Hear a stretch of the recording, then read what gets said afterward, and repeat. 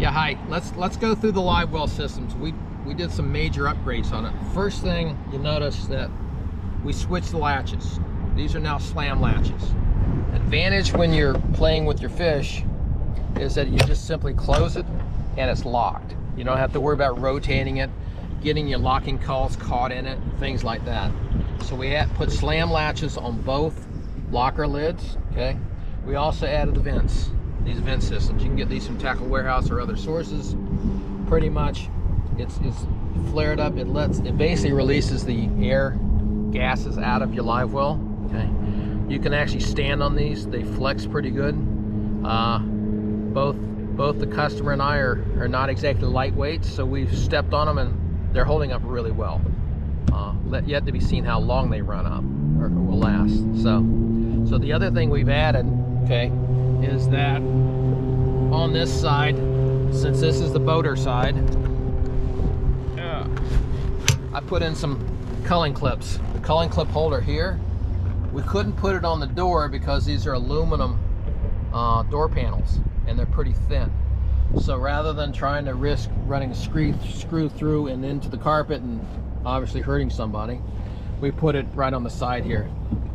This is kind of a compromise. Usually I like to put it there, that way when you tip it up there it's completely out of the way.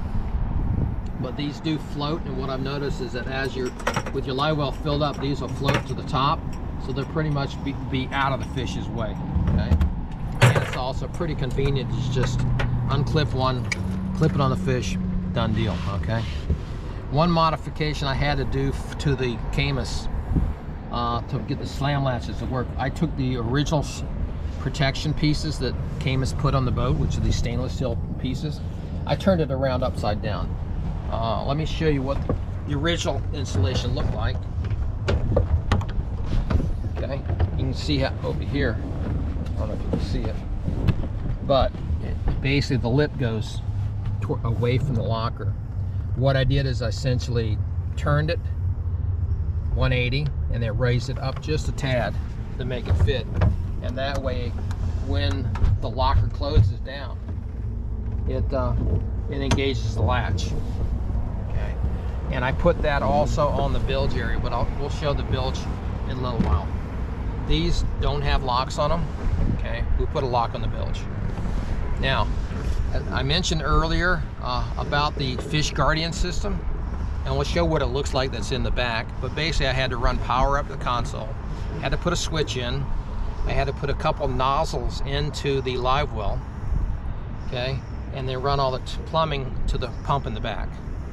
It actually wasn't that bad to do the install, but to me it's just a nice convenience, handy feature.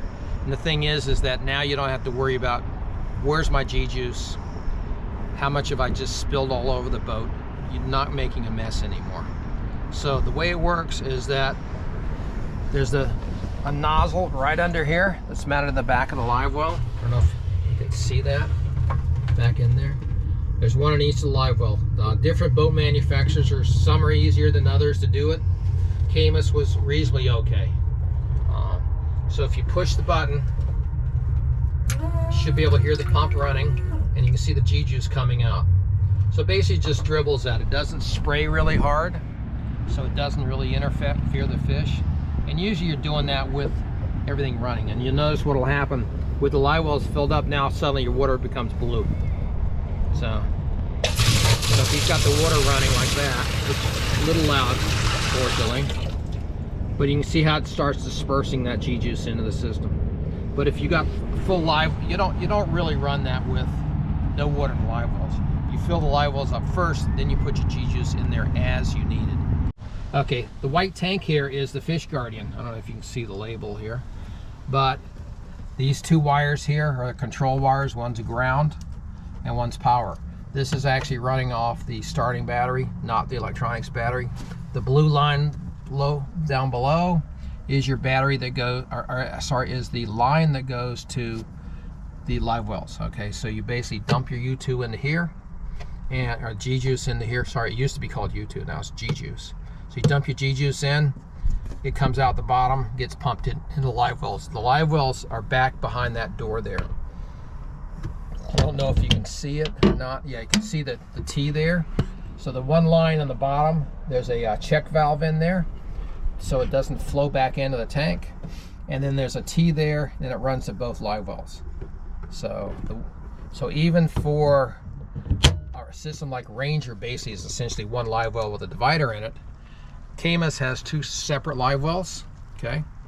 And so I always put both nozzles in both live wells. It makes it easier, distributes the stuff a lot better. So, all right. So I think that covers pretty much the way the live wells were done.